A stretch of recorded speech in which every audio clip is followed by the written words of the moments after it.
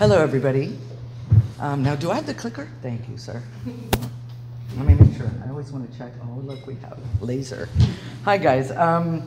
Welcome today, and I'm really excited that we're actually doing this in this building, which is great. You all now are out as gay. Just, no, sorry. Little joke, a little humor. I'd like to just sort of dig in, if I could. So this is a building that actually was started in 1996. I actually had just started my practice about a year and a half before that, was definitely feeling the effects of what then was kind of the downside of an early 90s recession. Things were picking up, which is great. I had some work that enabled me to start my practice. I saw in the newspaper that a new nonprofit was formed called the Community Center Project, and they managed with then current Mayor Frank Jordan's assistance about $1 million of general fund money that this nonprofit was able to buy the site. I actually teamed with my former employer, Peter Pfau, looked to try to come up with a way to get the experience I needed. It was an RFQ project, but in order to do the design competition, we had to submit our qualifications, and the center picked the top 50 schemes or designs qualified team. So I joined forces, and actually a fellow named Aaron Betsky was on our team for just a minute there when we were starting out with the competition. But I would like to just kind of go in. I'll be showing you some examples of just what we did through design to get the project in, but I'd like to actually look back in order to look forward a little bit today and to build on a little bit of what Stuart was just talking about in terms of engaging with your community and politics and actually doing something I felt for myself at the time was much more meaningful than what I've been doing. I've been traveling around the country and actually internationally doing a lot of museums and not really getting to see my finished product, except for maybe a minute at an opening. So when this competition actually happened, I was really excited to go ahead and dig in. It started, the idea for it started with Harvey Milk. Don't know if many of you, maybe you're not from San Francisco, but Harvey was assassinated in 1978. And the year before that, he was supervisor here in the city, the first openly gay supervisor. He had an idea for the community center. He looked to putting it in an old Victorian somewhere near Hayes Valley, and that idea with his death died. The AIDS epidemic then kind of, really was in full swing after, in the early 80s, late 80s, and it really fractured the community. The center idea was put on hold. So that was from 1978 through the 80s.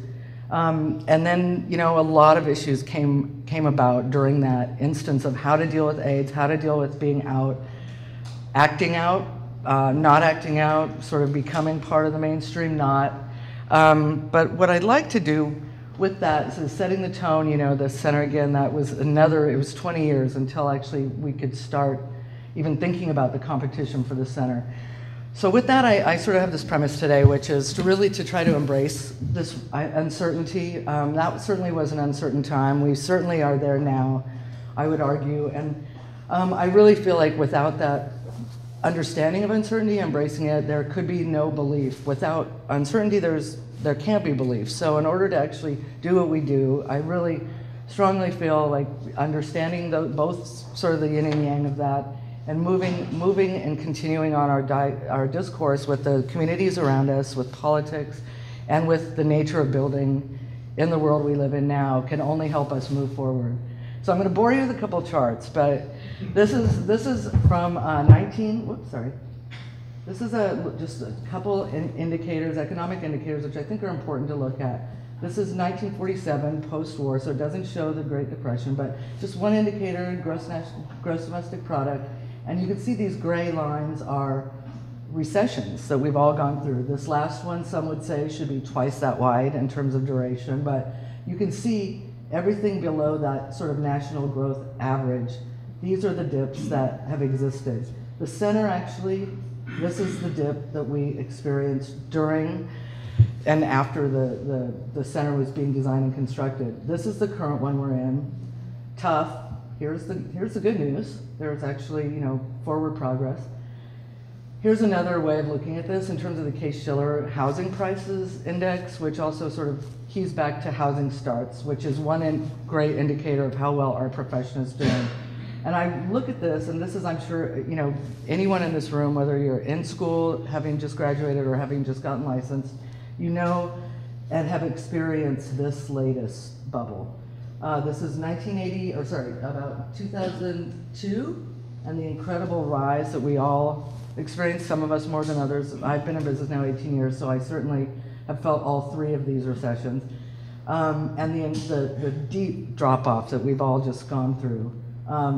Issues, and again, sort of this is 2010 to 13, we all have varying degrees of successfully getting out of that bubble. This is a very interesting image, one that I didn't create, but it's a NASDAQ index for exactly the period of time, and I did not even do this line here, but it's exactly the period of time from when the competition started for the center. We won in 1997 through construction, literally started in 2000 at the peak of the bubble, and this is what's typically referred to as a dot-com bubble, especially felt here in San Francisco, and the incredible drop-off that we experienced to the middle of 2002, end of 2002. That red line, again, I didn't do it, but that exactly quantifies our design and construction period for the center. So I'd just like to briefly go through, this is a slide I put together years ago for a talk where I quantified our process in 1996. This was actually, I did this before it was finished. Optimistically, it actually pushed out to here. Talking about this bubble of the design and construction. And here, just to give you what we had to do around value engineering. These were all the value engineering points. We basically had to, as prices were escalating, we had to continually pull our drawings off the board and price them twice a phase. So we priced it 6 times during this. Remember that diagram I showed you, during that escalation. So the value of our dollar from the first day of design was about 25%, I think, what our dollar is worth in the end due to the escalating prices. So these are just quickly some of the mission of the center. I'd like to just walk you through the program, very elaborate. And you guys hopefully will get a chance to go today. There's a roof deck that was that's upstairs. It was taken off the original building in design. How am I doing with time? Good. Okay, good. Well, I'll go fast. So Haley's going to do a quickie. This will be just do a 2-minute little movie thing. I don't have time to talk about design, and today's not really about that, but I did just sort of want to show you some of the evolution real quick in a little movie of getting through the site, some of the ideas we had with transforming this idea of a flame. So the volume you see outside is really made up. This is an early competition scheme, a design that we had and during the competition that was a wood frame design to be able to meet the budget, which then was only $5 million. We actually incorporated the old Victorian, which is now city landmark number 223. So it was really 2 completely separate projects that we had to try to integrate some way. Early form studies. Here you can actually see the roof deck being inset into the mass and sort of trying to shape the mass in a way that ties it to the Victorian, because officially as part of the landmarking, the new building, which is about 35,000 square feet, the existing Victorian is about 6,000. The new portion is really an addition to the historic Queen Anne building. So it's kind of, was a whole interesting product. We also did, worked primarily with the community groups. We have more than 40 community meetings, and we used an 8-scale model. So, you know, the digital era was certainly upon us at that point, but this was all a detailed 8-scale model that we actually set in context. So we would bring this model with us everywhere, to fundraisers, to community meetings, and I think it was one of these old school tips that I would have that, you know, I love, you know, the digital era, Revit's great, everything that we're doing right now is making us be able to work faster, better, for less money, but the thing I really go back to is like being able to stand around an old school physical model, and we actually had the freeway that's now removed. We could actually remove the freeway, which really actually helped the cause to remove the freeway. So we looked at it as a greater, larger problem that we could bring solutions to.